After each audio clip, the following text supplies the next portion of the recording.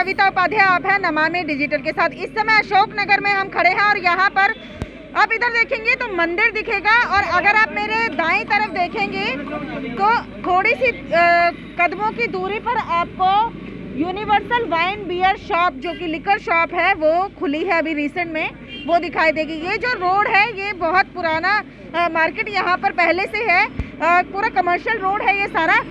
हिनू महाजन हमारे साथ में है, भाजपा से प्रवक्ता है, आइए इन्हीं से बात करेंगे। दिल्ली प्रदेश में ये प्रवक्ता है।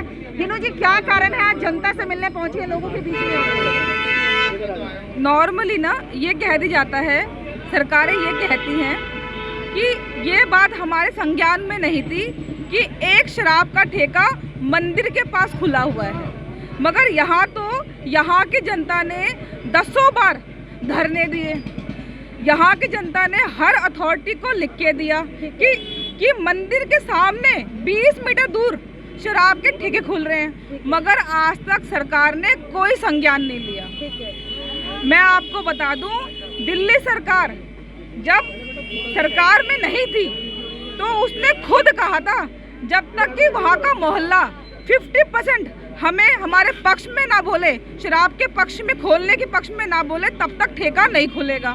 तो फिर आज जब यहाँ की जनता में एक भी व्यक्ति शराब के ठेका खोलने के पक्ष में नहीं है तो ये शराब का ठेका क्यों खुल गया, ये क्वेश्चन मैं आपसे पूछती हूँ। दूसरी बात, अगर ये कानून की बातें भी करते हैं तो कानून ये कहता है कि कोई भी शराब का ठेका अगर ऊपर घर है तो नहीं खुल सकता। सर जरा कैमरा दिखाओ, क्या ये ऊपर घर है या नहीं है? नीचे शराब का ठेका है और ऊपर घर है, तो शराब का ठेका कैसे खुल गया? ये जो मंदिर है ये कोई साधारण मंदिर नहीं है, ये 70 साल पुराना प्राचीन हनुमान मंदिर है, जहाँ पर कम से कम मंगलवार को 700 श्रद्धालु आते हैं। यहाँ पर शराब बट रही होगी और यहाँ पे लोग पूजा कर रहे होंगे। अल्टीमेटली क्या होगा, यहाँ पे लोग आने बंद हो जाएंगे, तो कहीं ना कहीं धर्म पे प्रहार हो रहा है या नहीं हो रहा। मैं फिर ये पूछती हूँ, जब यहाँ की एक भी व्यक्ति ये नहीं चाहता कि यहाँ पर ठेका खुले तो ठेका क्यों खुला? जबकि आप ही बड़े बड़े माइक में ये कहते थे कि मैं दिल्ली का बेटा हूँ, जब तक वहाँ के 50% लोग नहीं बोलेंगे तब तक ठेका नहीं खुलेगा। तो फिर ये ठेका कैसे खुल गया? दूसरी बात, ध्यान सुनिएगा, यहाँ पे कोई एक मंदिर नहीं है, यहाँ पर 2 मंदिर है, दोनों के दोनों प्राचीन, एक हनुमान मंदिर और एक शिव मंदिर।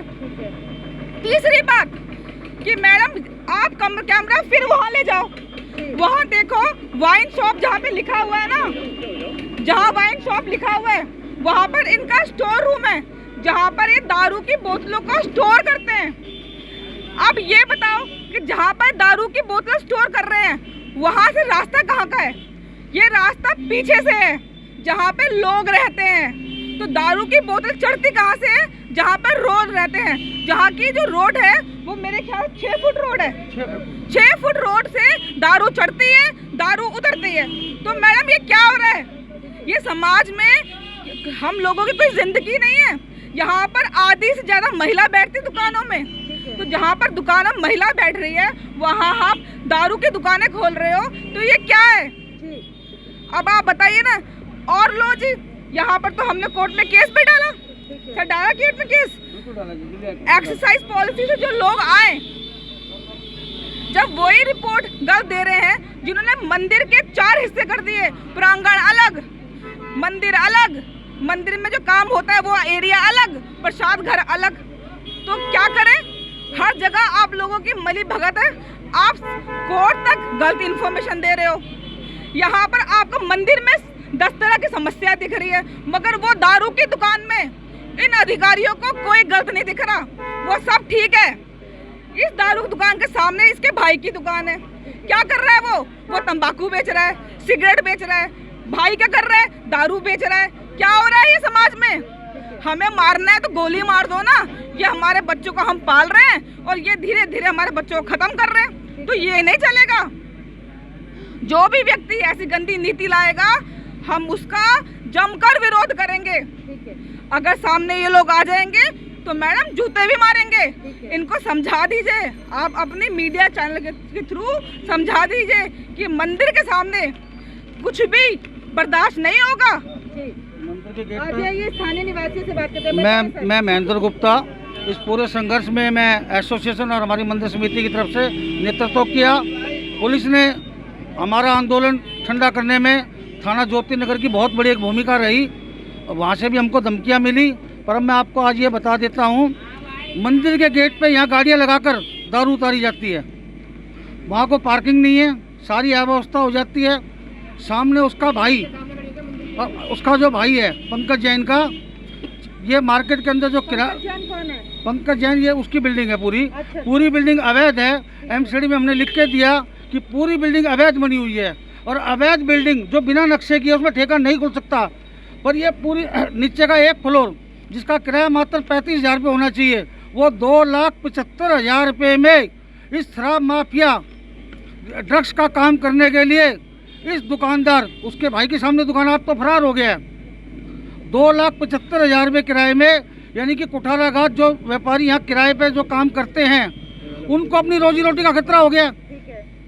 यानी कि इतना बड़ा वो, जब शराब की गाड़ी आती है 20-20, 25-25 फुट की आती है, मैं पूछना चाहता हूँ 15 फुट का फ्रंट हैगा, ये गाड़ियाँ कहाँ खड़ी होती हैं? गाड़ियाँ मेरे मंदिर के सामने यहाँ गाड़ियाँ लगती हैं, यहाँ गाड़ियाँ लगती हैं, रोड जाम हो जाता है। दिल्ली पुलिस कुछ नहीं कर पा रही, उनको हम रिक्वेस्ट करते हैं। तो पुलिस चौकी जब से ठेका खुला है तो आप देखेंगे ठेके के सामने पुलिस चौकी, यहाँ पर कोई भी अधिकारी नहीं है, ताला लगाकर अपने घर में बैठे हैं और मोटरसाइकिल पे आते हैं। और मैं आपको बड़ी शर्म आती है, या आगे बोतल पेंट उठा के इसके नीचे दारू की बोतलें लगाते हैं रोड के ऊपर।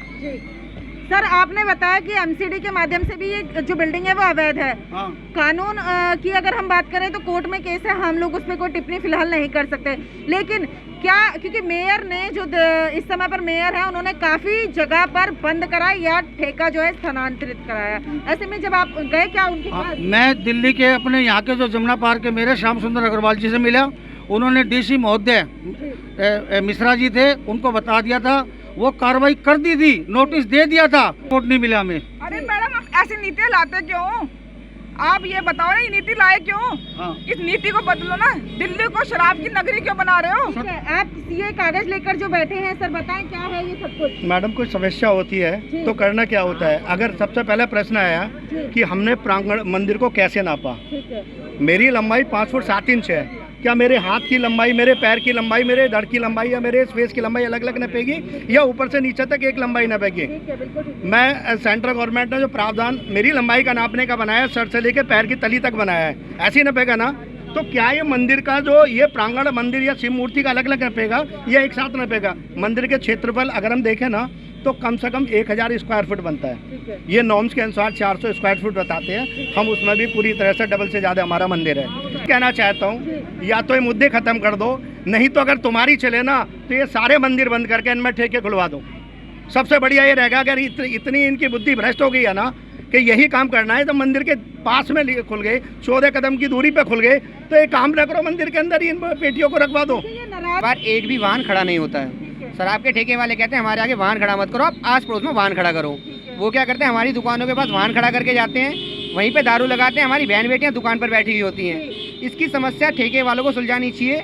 अपनी दुकान के अंदर पार्किंग बनाए, हमारे पास पार्किंग की व्यवस्था नहीं। कितने श्रद्धालु यहाँ आ जाते हैं हनुमान चालीसा का पाठ करते हैं? यहाँ पे मंगलवार को और शनिवार को यहाँ के लोकल अशोकनगर के तो काफ़ी श्रद्धालु आते हैं। लमसम मंगलवार को 400-500 के बीच में आदमी प्रसाद चढ़ाने के, और बाहर तक काफ़ी लंबी लाइन भी लग जाती है। लेकिन आजकल जब से ये ठेका खुला है, तब से शाम के समय लेडीजें विशेष करके मंदिर में आना बिल्कुल ही बंद कर दिया है, क्योंकि यहाँ पे दारू की बोतल लेकर के लोग यहाँ पे दारू को घुमा करके दिखाते हैं और पी करके उल्टा सीधा ड्रामा करते हैं। इस वजह से यहाँ पर काफ़ी परेशानी होती है, जिसकी वजह से यहाँ पे भक्त लोग काफ़ी कम हो गए। पंडित जी, सरकार से क्या निवेदन करना चाहेंगे आप? सरकार से हम तो यही निवेदन करना चाहते हैं कि ये ठेका यहाँ से कहीं और परिवर्तित कर दिया जाए या बंद कर दिया जाए। देखिए, बहुत सारी बातें आपने सुनी है, जनता है जो अपने दिल की बात आपके सामने रख रही है।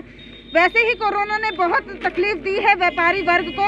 ऐसे में जब इस तरह की कमर्शियल एक्टिविटीज़ में इस तरह की गतिविधि होती है, दूसरा इन्होंने धर्म से जुड़ा हुआ एक मामला सामने बताया कि मंदिर का भी मामला है, क्योंकि प्राचीन मंदिर है, लगभग 60 से 70 साल पुराना मंदिर है, लोगों की आस्था का सवाल है। अब देखना ये होगा कि सरकार क्या इस पर निर्णय लेती है। हालांकि ये विचाराधीन है अभी न्यायालय में भी, वहाँ से भी उम्मीद लगाई जाएगी कि जरूर सुनवाई हो, आम जनता की सुनी जाए, जिससे कि इन्हें कोई ना कोई ठोस काम इनके लिए हो पाए। देखते रहिए नमामि डिजिटल। आपकी क्या राय है, आप भी कमेंट बॉक्स में कमेंट करें। आपके यहाँ भी अगर क्षेत्र में कोई ऐसी समस्या है तो नीचे लिखें। अगर अशोकनगर की समस्या से आप वास्तव में ये बात रखते हैं कि जो भाई साहब ने कहा वो सही है, दिल्ली में ऐसे ठेके नहीं खुलने चाहिए, तो कमेंट बॉक्स में कमेंट करें और वीडियो को ज़्यादा से ज़्यादा शेयर करें।